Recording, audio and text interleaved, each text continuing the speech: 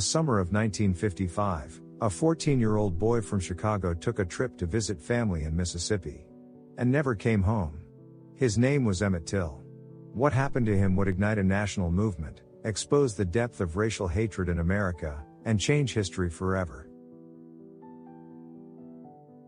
Emmett was a funny, outgoing teenager.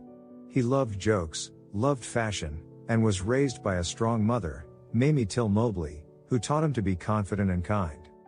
That August, Emmett traveled south to spend time with his cousins in the small town of Money, Mississippi. For Emmett, it was a new world. A place where racial segregation still ruled daily life. Chicago had its struggles, but here in the Delta, Jim Crow laws dictated nearly every part of daily life. Black and white passengers rode the same buses, but with strict rules. Stores, restaurants, neighborhoods, even drinking fountains were divided. Emmett's cousins tried to warn him, "Things are different down here. You have to be careful."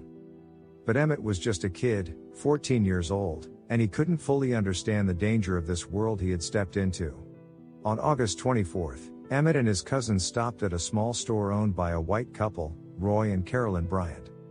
What happened inside the store is still debated. Some say Emmett simply whistled, a playful habit he had back home. Others say he made a harmless comment with no disrespect intended. But in 1955 Mississippi, even the perception of a black boy interacting with a white woman could have deadly consequences. For several days, nothing happened. But Carolyn Bryant told her husband a version of the story that fueled his anger, a version that decades later she would admit was not true. In 2017, she confessed that Emmett had never grabbed her, threatened her, or said anything obscene. Her original claims were lies, lies that cost a 14-year-old boy his life. In the middle of the night, Roy Bryant and J.W. Milam arrived at Emmett's uncle's home. They demanded Emmett be handed over. Despite desperate pleas from his family, the men forced Emmett into their truck and drove off into the darkness.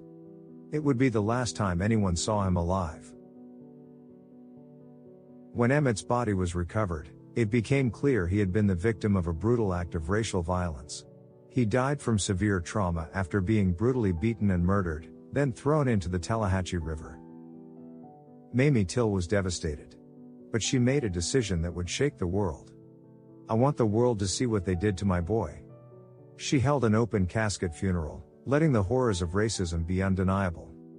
Her courage turned one boy's tragedy into a national outcry. Bryant and Milam were arrested and put on trial. But the courtroom was divided by segregation, intimidation, and prejudice. Despite eyewitness testimony and overwhelming evidence, the all-white jury found both men not guilty.